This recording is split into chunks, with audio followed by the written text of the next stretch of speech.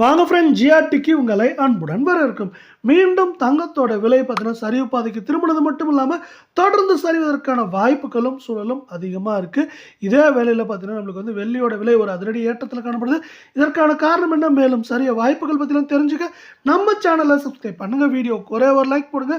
வெள்ளி விலை 1 கிராம் 176 காணப்பட்டது. மேற்கொண்டு ரூபாய் 4 விலையேற்றத்தோட 180 சவரன் விலை 1408 காணப்பட்டது. 32 ரூபாய் விலையேற்றத்தோட 1440 ரூபாயாக காணப்படுது.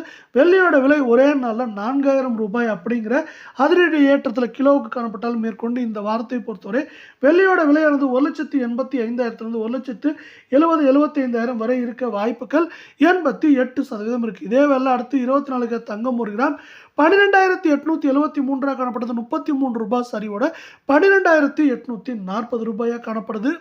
தங்கம் மற்றும் வெள்ளியோட விலை தொடர்ந்து சரிநாசப்பட்டீங்கன்னா வீடியோக்கு ஒரே ஒரு லைக் போடுங்க. சவரன் 1,02,984 காணப்பட்டது. 264 ரூபாய் அப்படிங்கிற விலை சரிவோட 1,02,720 ரூபாயாக காணப்படுது. இது மேற்கொண்டு சரிவதற்கான வாய்ப்புகள் அப்படின்னு கேட்டால் 8 கிராமோட விலை நம்மளுக்கு வந்து பார்த்தீங்கன்னா 1,00,000 ரூபாய்க்கு வரை சரியறதுக்கான வாய்ப்புகள் இந்த வாரத்தில் மிக மிக அதிகமாக காணப்படுது. இதே வேலை அடுத்து 22 தங்கத்தோட விலையை பொறுத்த வரைக்கும் 1 கிராம் 11,800 காணப்பட்டது. 30 ரூபாய் சரிவோட 11,770 ரூபாயா இருக்கு.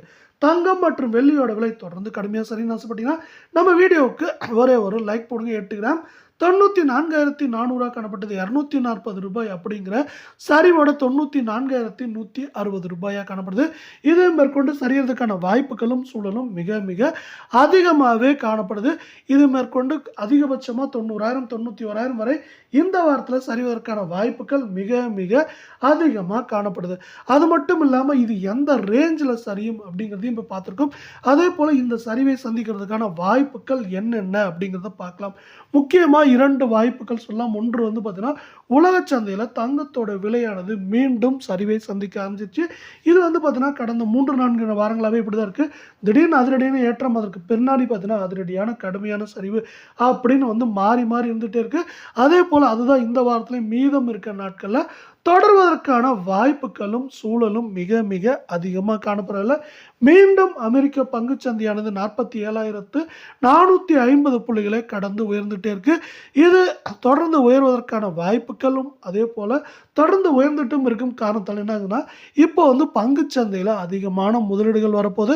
அமெரிக்கா போன்ற நாடுகளில் வந்து பார்த்தீங்கன்னா 80-85% பார்த்தீங்கன்னா மக்கள் வந்து பங்குச்சந்தையில் முதலீடு செய்கிறாங்க. இதனால் வந்து பார்த்தீங்கன்னா தங்கத்தில் முதலீடு குறையும். தங்கத்தில் முதலீடு குறையிறப்ப என்ன ஆகுனா தங்கத்தோட தேவை வந்து குறையும். இதனால தங்கம் வந்து பார்த்தீங்கன்னா உற்பத்தி அதே அளவிற்கு இருக்கப்ப தேவை குறையதுனால தங்கம் மற்றும் வெள்ளியோட விலையானது சரிவதற்கான வாய்ப்புகள் மிக மிக அதிகமாக இருக்குது.